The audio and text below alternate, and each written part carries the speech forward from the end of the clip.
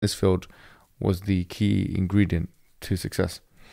So this guy wrote book recommendations, book recommendations, book recommendations, and I've heard a lot of people ask me this a lot of times before, and I just don't know where to start because there's so many books you can start with. But let me address, like, maybe give you 5 or 10 books, and that maybe will be of use to you, which will be I think good for you in terms of like learning. So I'd go with, obviously, get a nice translation of Quran. I like the translation. Abdul Halim is very good. Abdul Halim, who's a professor at SOAS University, has got a nice translation. I like his translation of the Quran. In terms of my own books, so obviously the one I would recommend would be Kalam Cosmological Arguments, because that one has, if you're interested in like the arguments for God's existence, it's got what I think are some of the main arguments. I've written other arguments, but other books, but this one is the main one that I would recommend. The Divine Reality of Hamza Zosis. I think he's done a really good job in, once again, for in the field of trying to prove God's existence, summarizing the key arguments, the main arguments. There are other ones like, to be fair, God's Undertaker by John Lennox.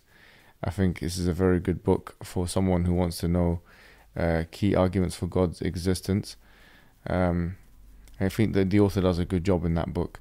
So that's for example, for God's existence. These are the books. In terms of now moving on to the prophethood of Prophet Muhammad sallallahu alaihi wasallam, and what books would be nice in that regard. Maybe start with something like actually have a seerah of the Prophet Muhammad sallallahu alaihi wasallam. I'll start with the Sealed Nectar in the English language. This book is well written. It's actually, I think, won some prizes and awards. Mubarak Furi or Mubarak Buri, I don't know how they pronounce his name, but he's an Indian scholar who's written this, and it's been translated into English, and the translation is actually quite decent. I recommend, so that's in terms of seerah. In terms of now the Quran itself and some of the, I mean, in the Arabic language there's some really beautiful books, but I'm going to try and keep it English. But in terms of the English language, okay, a book like maybe something to do with the linguistic miracles of Quran, which I think there's a book written by Neil Robinson on this.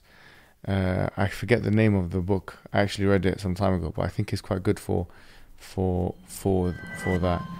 And Raymond Farron has a really interesting book on the structures, the Quran, the miraculous kind of structure of the Quran, which is academically written. It's very, very well written, and it's based on classical works as well. So this will show you like how the Quran is structurally coherent and stuff like that. It's a really beautiful book.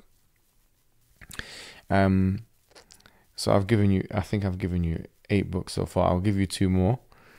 Okay, I'll give you 2 more. So we've got something on like the linguistic miracle. We've got something on the arguments for God's existence. We've got something on the Prophet Muhammad sallallahu alaihi wasallam. Let me give you something on spirituality. There's a nice book called Inner Dimensions of Prayer. Okay, which is Ibn al-Qayyim al-Jawziyah. I think this is a very good book for spirituality if you want to know, because we think we pray all the time, or at least we should be praying 5 times a day. But in terms of focusing on the inner dimensions, the spiritual aspects of prayer, and they have a good translation into the English language. It's very beautiful translation. And in terms of what I also recommend, to be honest, I recommend a book, and I'll give you 2 more, right? I'll recommend a book in fiqh or Islamic law. I recommend, obviously, just choose the madhab you follow, right? That's what I believe. But in terms of what I thought was useful to me for the Hanbalite madhab was Umdat al-Fiqh, translated by Hatim al-Hajj, and it's an orange cover. This is pretty good introduction to Hanbali fiqh if you're non-madhabi, if you want to kind of see Obviously, originally written by Ibn Qudam al-Maqdisi, but he's translated well into English. So I like it. And it's got like student notes, so you can put notes on it on the side as well. And maybe you can get translation of Tahawi's Aqidah thing as well to see like a normative creed book. It would be nice to read something like that. So this is a mixed bag of things that you could, inshallah, read. Obviously, if you guys want, this is something on the top of my head, but if you wanted philosophy and stuff like that, then to be honest with you guys, I would say start with the introduction books. Start with the introduction books. The introduction to feminism, introduction to liberalism, introduction. They've got these small books. They're very good, actually, to be honest. Introduction to philosophy of science, Samir Al-Kasha. Introduction to Muhammad Jonathan Brown. I just had a conversation with him. He's written one of those introduction books. Introduction to feminism. I forget the name of the woman who wrote it, but it's quite good if you want to have a depth or some kind of understanding in that. Introduction to liberalism. Introduction to democracy. Introduction to, and so on and so forth. This will give you a good. This will give you a good background or good introduction, as it says on the tin. So yeah, start with that, okay? And I want to say to you also, make use of resources online. So if you're trying to study, for example, historical time periods, there's actually a really nice book. It's I think it's called A Brief History of the World. This is actually a book which basically tries to encapsulate all of world's history. It's not that big. It's actually a fun read. So if you get a chance, because this will be like more historical, why not? A Brief History of the World is a nice book. In terms of tafsir, have some tafsir books, okay? And the obvious choice is Tafsir Ibn Kathir, okay? Tafsir Ibn Kathir. Why not get that? And whilst we're on the topic of Ibn Kathir, why not get Al-Bidayah wa Nihaya, but not all of it.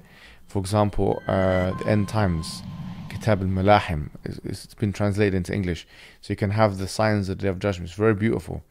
It's English as well, translated into English, so you can get that as well. So have a tafsir book, have something for the signs. It's called eschatology, apocalyptic text or eschatological texts. So it's something like the End Times will be very good.